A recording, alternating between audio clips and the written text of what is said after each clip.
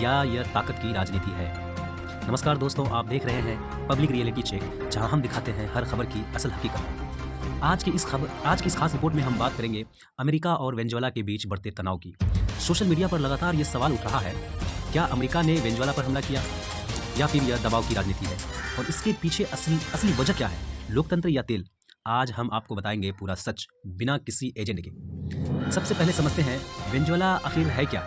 Venezuela दक्षिण America का एक देश है जिसके पास दुनिया का सबसे बड़ा तेल भंडार है। एक समय था जब वेनेजुएला लैटिन अमेरिका का सबसे अमीर देश माना जाता था, लेकिन आज वही देश भारी आर्थिक संकट, महंगाई और राजनीतिक दबाव से जूझ रहा है, और इसी कहानी में अमेरिका की एंट्री होती है। दोस्तों, इस पूरे विवाद की सबसे बड़ी वजह है तेल। वेनेजुएला के पास इतना तेल है कि पूरी दुनिया उस पर नजर रखती है। अमेरिका दुनिया का बड़ा तेल उपभोक्ता है और वो चाहता है कि तेल सप्लाई उसके नियंत्रण में रहे, लेकिन समस्या तब बढ़ी जब वेनेजुएला अमेरिका के बजाय चीन और रूस को तेल बेचना शुरू किया। यहीं से अमेरिका और वेनेजुएला के रिश्ते बिगड़ने लगे। अब समझते हैं चीन और रूस क्यों अहम है।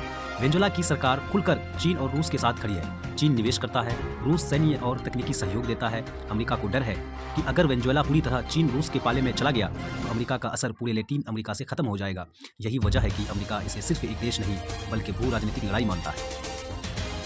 सबसे विवादित मुद्दा पर अमेरिका वेनेजुएला के राष्ट्रपति निकोलस मादुरो पर आरोप लगाता है कि वो लोकतांत्रिक नहीं है। अमेरिका कहता है वेनेजुएला में चुनाव निष्पक्ष नहीं होते, जनता की आवाज़ दबाई जाती है, लेकिन वेनेजुएला की सरकार इन आरोपों को पूरी तरह खारिज करती है। वेनेजुएला का कहना है ये देश के आंतरिक मामलों में दखल है। अमेरिका सरकार बदलना चाहता है, यानी साफ है ये टकराव सिर्फ विचारधाराओं का नहीं, सत्ता का है। दोस्तों, अमेरिका ने वेनेजुएला पर सीधा हमला कम लेकिन आर्थिक हमला ज़्यादा किया है।